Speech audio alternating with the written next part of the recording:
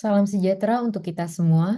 Yang terhormat Prof. Jugianto Hartono, MMBA, AK, CMA, CA sebagai dosen pembimbing. Yang terhormat Bapak Ibu dosen penguji, serta rekan-rekan. Perkenalkan, nama saya Claudia Amalia Lukmanto, mahasiswi MMUGM Angkatan 82 dari kelas konsentrasi Finance. Pada kesempatan ini, saya akan mempresentasikan hasil penelitian saya yang berjudul Analisis pengaruh green credit terhadap kinerja keuangan Bank Indonesia dengan bank size sebagai variabel pemoderasi. Lalu untuk latar belakang, saat ini terjadi beberapa masalah yang menjadi fokus dunia, yaitu adanya perubahan iklim, pemanasan global, serta penumpukan sampah yang berlebih yang memberikan ancaman bencana alam dan kerusakan lingkungan yang akan merugikan perekonomian global. Menteri ISDM mengatakan bahwa minyak bumi di Indonesia akan habis dalam 9 tahun ke depan. Gas bumi akan habis 22 tahun ke depan dan batu bara juga akan habis dalam 65 tahun mendatang. Indonesia mengalami kerugian ekonomi akibat cuaca ekstrim mencapai 100 triliun per tahun serta memiliki potensi kerugian ekonomi sampai tahun 2024 itu mencapai 544 triliun jika tidak dilakukan intervensi kebijakan. Nah, untuk mengatasi masalah tersebut dan mencegah kerugian ekonomi, Indonesia telah bergabung dalam Perjanjian Paris 2015, di mana Perjanjian Paris adalah program dari Konvensi Kerangka Kerja Perubahan Iklim PBB, di mana program tersebut adalah memiliki tujuan untuk menghadapi tantangan perubahan iklim dengan menjaga peningkatan suhu global bisa jauh di bawah tingkat praindustri 2 derajat Celcius. Indonesia juga mendukung dan berkontribusi untuk pembangunan berkelanjutan dalam Sustainable Development Goals yang terwujud dengan adanya penerbitan Peraturan Presiden Nomor 59 Tahun 2017 tentang pelaksanaan pencapaian tujuan pembangunan berkelanjutan, di mana dalam pembangunan ini terdapat prinsip planet, people, dan profit. Lalu Indonesia juga memiliki target net zero emission pada tahun 2026, di mana membutuhkan sekitar 2,33 triliun di sektor energi terbarukan, 942,5 triliun dalam sektor transportasi, dan 266,8 miliar dalam pengelolaan limbah. Nah, untuk mewujudkannya, terdapat konsep green financing, serta juga terdapat green credit sebagai salah satu produk dari green financing. Nah, green credit di Indonesia diatur dalam peraturan OJK nomor 51 garis miring POJK titik 03 garis miring 2017. Serta green credit juga menjadi salah satu program dalam Roadmap Keuangan Berkelanjutan tahap 1 dan Roadmap Keuangan Berkelanjutan tahap 2. Nah, untuk yang berikutnya, perbankan di Indonesia itu menjadi salah satu lembaga yang berkontribusi untuk mewujudkan keuangan berkelanjutan atau green finance, di mana melalui program dan produk yang dimilikinya yaitu green credit. Di sini dapat dilihat bahwa dari tahun 2020 hingga tahun 2023, perbankan di Indonesia mulai aktif dan terus mengalami perkembangan sebagai penyalur green credit, di mana di sini Bank Rakyat Indonesia atau BRI adalah bank penyalur green credit terbesar, yaitu pada tahun 2023 mencapai 67,42% dari total portofolio kredit, dan PT Bank Mandiri menyalurkan sebesar 24,32% pada tahun 2023, dan juga Bank Negara Indonesia pada tahun 2023 mencapai 26,33% dari total portofolio kredit Bank Negara Indonesia. Nah, meningkatnya penyaluran green credit atau kredit pada usaha keberlanjutan yang diberikan oleh perbankan di Indonesia menimbulkan pertanyaan mengenai dampak apa yang diberikan dari green credit terhadap kinerja perbankan di Indonesia. Untuk rumusan masalahnya, dengan adanya pedoman kebijakan regulasi seperti peraturan presiden dan peraturan OJK, penting juga untuk bank memperhitungkan dan mengharapkan tingkat pengembalian yang sesuai dan bisa meningkatkan tidak hanya pada citra positif perusahaan, namun juga bisa meningkatkan kinerja keuangan perusahaan.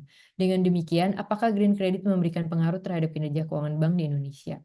Untuk pertanyaan penelitian, terdapat dua pertanyaan, di mana yang pertama adalah apakah green credit berpengaruh signifikan terhadap kinerja keuangan bank di Indonesia, dan yang kedua, apakah Bank SES memperkuat atau memperlemah pengaruh antara green credit terhadap kinerja keuangan bank di Indonesia. Untuk tujuan penelitian, untuk menentukan apakah green credit memiliki pengaruh signifikan terhadap kinerja keuangan bank di Indonesia, dan untuk mengetahui apakah Bank SES memperkuat atau memperlemah pengaruh antara green credit terhadap kinerja keuangan bank di Indonesia. Lalu berikutnya adalah landasan teori, di mana di sini menggunakan sustainability, sustainable finance, green economy, dan green credit, di mana di sini yang menjadi fokus penelitian adalah green credit, yaitu memiliki definisi sebagai layanan dan produk penyediaan dana untuk peminjam menggunakan dana sebagai modal atau sebagai sumber dana untuk membiayai proyek atau usaha yang memiliki manfaat terhadap lingkungan hidup. Lalu untuk peneliti terdahulu terdapat penelitian oleh Lian et al. 2022, Yin et al. 2021, dan Cui et al. 2018 yang mengatakan bahwa green credit dapat berpengaruh positif terhadap kinerja keuangan perbankan. Lalu yang berikutnya ada penelitian oleh Galan dan Tan 2022, Zhou et al. 2024, dan Zhou et al. 2022 yang mengatakan bahwa green credit bisa berpengaruh negatif terhadap kinerja keuangan perbankan. Lalu untuk hipotesis, dari penelitian terdahulu terdapat teori manajemen risiko lingkungan yang menjelaskan bahwa green credit itu mampu membantu bank untuk mengelola risiko dan mengurangi biaya yang ada. Namun juga terdapat penelitian oleh Galan and Tan yang menyatakan bahwa green credit dapat memberikan efek negatif terkait dengan biaya operasional yang tinggi karena green credit, sehingga dapat hipotesis bahwa green credit yang disalurkan oleh bank memberikan pengaruh terhadap kinerja keuangan bank di Indonesia. Lalu yang kedua, menurut Galan and Tan, dampak green credit negatif itu bersifat heterogen didasarkan pada ukuran bank, di mana bank dengan modal rendah memiliki resiko yang lebih tinggi dan membuat profitabilitas menjadi rendah dan terdapat resiko gagal bayar. Sehingga dapat disimpulkan hipotesis kedua bahwa bank size dapat memperkuat atau memperlemah pengaruh antara green credit terhadap kinerja keuangan bank di Indonesia. Lalu berikut adalah kerangka pemikiran bahwa green credit ratio memiliki pengaruh terhadap return on asset dan terdapat bank size sebagai variabel pemoderasi yang dapat memperkuat atau memperlemah hubungan tersebut. Serta terdapat variabel kontrol yaitu NPL dan NIM yang bisa mempengaruhi return on asset. Lalu untuk metode penelitian, untuk desain penelitiannya ada penelitian secara empiris untuk menganalisa hubungan. Untuk jenis dan sumber datanya, data sekunder, data time series, di mana data sekunder berasal dari data yang diambil dari laporan tahunan dan laporan keberlanjutan dari website bank di Indonesia dan juga website Otoritas Jasa Keuangan. Data time series yaitu data yang digunakan rentan waktunya dari 2020 hingga tahun 2023. Untuk populasi dan sampel, populasinya adalah perbankan di Indonesia yaitu berjumlah 106 bank. Untuk sampelnya yaitu bank yang memenuhi kriteria di mana kriterianya adalah bank yang terdaftar pada lembaga resmi Otoritas Jasa Keuangan dan bank tersebut sudah menerapkan dan menjalankan program penyaluran green credit tahun 2020 hingga 2023 serta mempublikasikan laporan keberlanjutan. Lalu untuk model regresinya terdapat bahwa ROA sama dengan alfa ditambah beta dikali GCR ditambah beta 2 dikali bank size ditambah beta 3 dikali NIM ditambah beta 4 dikali NPL serta beta 5 dikali GCR dikali bank size plus error. Lalu terdapat variabel penelitian dan definisi operasional di mana ROA adalah variabel dependent, green credit adalah variabel independent, NPL dan NIM sebagai variabel kontrol, serta bank size sebagai variabel pemoderasi. Nah, dari sini akan diuji asumsi klasik serta uji hipotesis, di mana yang berikutnya ada hasil statistik deskriptif, di mana ini memperlihatkan gambaran fenomena atau informasi mengenai karakteristik dari data. Dari sini juga dapat dilihat bahwa rata-rata penyaluran green credit di Indonesia dapat dilihat dari rata-rata atau min GCR yaitu 21%. Lalu berikutnya adalah hasil dari uji asumsi klasik yaitu dilakukan uji normalitas, uji heterokedastisitas, multikolinearitas, dan autokorelasi. Dari sini akan dibandingkan hasil nilai statistik dengan ketentuannya dan didapatkan hasil bahwa data berdistribusi normal yaitu memiliki nilai 0,073 lebih besar daripada 0,05. Lalu tidak terjadi heterokedastisitas karena memiliki nilai lebih dari 0,05 untuk setiap variabelnya. Lalu untuk multikolinearitas, untuk nilai VIF-nya, semua variabel adalah kurang dari 0 sehingga tidak terjadi multikolinearitas. Lalu untuk autokorelasi mendapatkan hasil 0,93 yaitu nilai lebih dari 0,05 sehingga tidak terjadi autokorelasi. Lalu yang berikutnya adalah hasil uji regresi linear. Di sini dapat dilihat bahwa konstantanya adalah min 12,33 sehingga dapat memberikan arti bahwa ketika variabel GCR, NIM, NPL, bank size serta reaksi antara bank size dengan GCR memiliki nilai 0, maka nilai ROA-nya akan bernilai minus 12,33.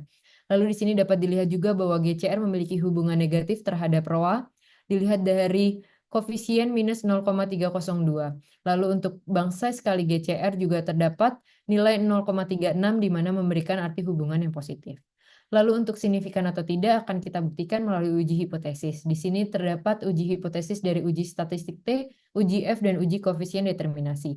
Dari uji statistik T didapatkan bahwa variabel GCR, NIM, NPL Bank SES, serta Bank SES kali GCR memiliki nilai signifikan 0,05 sehingga dapat diartikan bahwa variabel ini secara masing-masing mempengaruhi ROA secara signifikan. Lalu untuk uji F ini melihat bagaimana pengaruh semua variabel independen secara bersama-sama mempengaruhi variabel dependennya. Di sini dapat dikatakan F statistiknya melebihi dari F tabel dan signifikannya kurang dari 0,05 sehingga dapat dikatakan bahwa variabel independennya secara bersama-sama dapat mempengaruhi variabel dependennya. Lalu untuk uji koefisien determinasi di sini diperoleh nilai 0,229 atau 22,9%. Yang memiliki arti bahwa variabel independen dalam model penelitian ini bisa mempengaruhi variabel dependen atau ROA itu sebesar 22,9% dan sisanya 77,1% itu dijelaskan oleh variabel lain yang tidak masuk dalam metode model penelitian ini. Lalu masuk ke dalam pembahasan yang pertama, bahwa green credit yang disalurkan oleh bank memberikan pengaruh terhadap kinerja keuangan bank di Indonesia. Hipotesis ini dapat diterima dan pengaruhnya adalah pengaruh negatif. Di sini juga terdapat contoh bahwa pada tahun 2022, PT Bank Mandiri Taspen menjadi bank penyalur green credit terbesar, yaitu sebesar 79% dengan nilai ROA 3,21. Namun pada tahun 2023, PT Bank Mandiri menyalurkan green credit sebesar 76% atau turun, dan nilai ROA-nya mengalami kenaikan menjadi 3,27%. Nah, hasil penelitian ini selaras dengan penelitian Galan Entan dan Zhou et al., di mana peningkatan biaya berasal dari akibat penilaian proyek-proyek ramah lingkungan yang lebih sulit daripada kredit biasa ini bisa menurunkan kinerja keuangan bank. Lalu, bank di Indonesia tentunya ketika memberikan green credit terhadap proyek ramah lingkungan, tentunya harus mengawasi dan mengevaluasi sampai proyek tersebut selesai dan membutuhkan waktu biaya yang tinggi sehingga bisa mempengaruhi kinerja keuangan di bank. Lalu, terdapat juga perbedaan antara peneliti terdahulu di mana yang mengatakan bahwa green credit dapat berpengaruh positif itu berbeda dengan hasil negatif ini, mungkin berdasarkan dari waktu berjalannya bahwa di Cina itu sudah berjalan dari 2006, sedangkan green credit di Indonesia baru dari 2017. Dan jumlah proyek ramah lingkungan di Indonesia belum semasif seperti di Cina. Lalu juga terdapat faktor ketimpangan informasi mengenai green credit, di mana menurut Senior Associate Green Finance di Indonesia, banyak bank yang belum mau bergabung ke ranah hijau karena dinilai green credit itu terlalu beresiko. Dan juga terdapat ketimpangan informasi bagaimana tentang pendanaan hijau di Indonesia dan pihak-pihak banyak yang tidak mengetahui cara mengaksesnya. Lalu yang berikutnya ada Bank SES memperkuat atau memperlemah pengaruh antara green credit terhadap kinerja keuangan bank di Indonesia. Hipotesis ini dapat diterima dan dapat diberikan arti bahwa Bank SES dapat memperkuat pengaruh green credit terhadap kinerja keuangan bank di Indonesia. Hasil penelitian ini sejalan dengan penelitian oleh Galan Entan dan Zhou et al., di mana dampak green credit bergantung pada jenis ukuran bank. Ketika ukuran bank besar, bank tersebut mampu memanfaatkan skala ekonomi dan mampu mengelola biaya administrasi. Dan ukuran bank yang besar juga dapat melakukan diversifikasi risiko. Sedangkan untuk bank kecil belum tentu bisa melakukan diversifikasi risiko dan terdapat risiko yang lebih tinggi daripada bank besar. Lalu untuk kesimpulan, implikasi, dan keterbatasan dan saran. Untuk kesimpulan, dapat disimpulkan bahwa green credit berpengaruh negatif terhadap kinerja keuangan bank di Indonesia. Bank SES memperkuat hubungan antara green credit terhadap kinerja keuangan bank di Indonesia. Lalu implikasinya diharapkan penelitian ini dapat memperkaya literatur mengenai green credit terhadap kinerja keuangan bank di Indonesia. Dan penelitian ini diharapkan juga dapat bisa menjadi bahan pertimbangan untuk pembuat peraturan atau kebijakan untuk mendukung keberhasilan green credit di Indonesia. Lalu untuk keterbatasan dan saran, penelitian ini tentunya memiliki dampak tidak hanya terhadap kinerja keuangan bank di Indonesia, namun juga bisa ke faktor kinerja keuangan lainnya sehingga dapat menjadi saran untuk penelitian selanjutnya bisa memperluas lingkup penelitian. Penelitian ini hanya menguji data perbankan di Indonesia sehingga hasilnya ketika dibandingkan dengan negara lain mungkin memiliki hasil yang berbeda. Oleh karena itu, saran untuk peneliti selanjutnya adalah dapat memperluas objek penelitian. Nah, sekian presentasi dari hasil tesis saya. Terima kasih.